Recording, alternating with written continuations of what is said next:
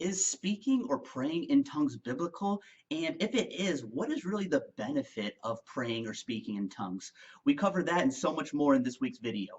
Hello, this is Tyler, director of the Illinois Valley House of Prayer. Welcome to the Ivy Hop Academy YouTube channel. If this is your first time with us, I want to suggest that you subscribe and make sure to hit that notification bell so that you can stay up to date anytime we put new content out. And we're really looking forward to this week's teaching as we tackle the tricky subject of speaking in tongues and the benefit that it is for the believer. Enjoy. I would love to start out by really looking at what the Bible has to say about the gift of tongues. So let's jump to Mark chapter 16, verse 17, which says, "Now these words are coming from Jesus himself. And these signs will accompany those who believe. In my name they will drive out demons. They will speak in new tongues." So here we see the validity of the gift of tongues, and it's important to note that these are Jesus' own words.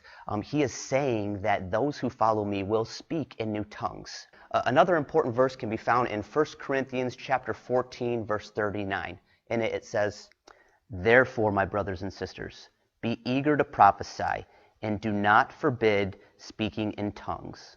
This verse comes from Paul, who was speaking to the Corinthian church, and it's just right there in black and white, so apparent. Do not forbid speaking in tongues. These are just two of many verses that encourage the speaking of tongues, and which I believe give validity to this gift here and now in our present age. So now, since we've touched on biblical proof concerning the gift of speaking in tongues, I'd like to talk about what speaking in tongues actually is. It's really important when you see speaking in tongues to not just take it as one form. There's actually two forms of speaking in tongues.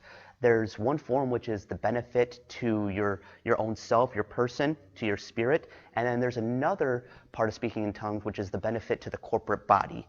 Now, these might be the same type of language, meaning that they sound the same, but they come in two different forms. So let's first touch on the benefit of speaking in tongues when it comes to the corporate body. Let's turn again to the book of 1 Corinthians, this time chapter 14, verse 27. Here we read Paul speaking to the church, and he says, "If anyone speaks in a tongue, 2 or at the most 3 should speak, one at a time, and someone must interpret." So this type of tongues requires an interpreter. This is something where someone is able to interpret whatever the other person is saying when he is speaking or she is speaking in tongues. Now you see, to everyone else, tongues sounds like you're just kind of babbling on in some foreign language, really. But it's important to note that there is the gift of speaking in tongues, and there's also the gift of interpreting tongues.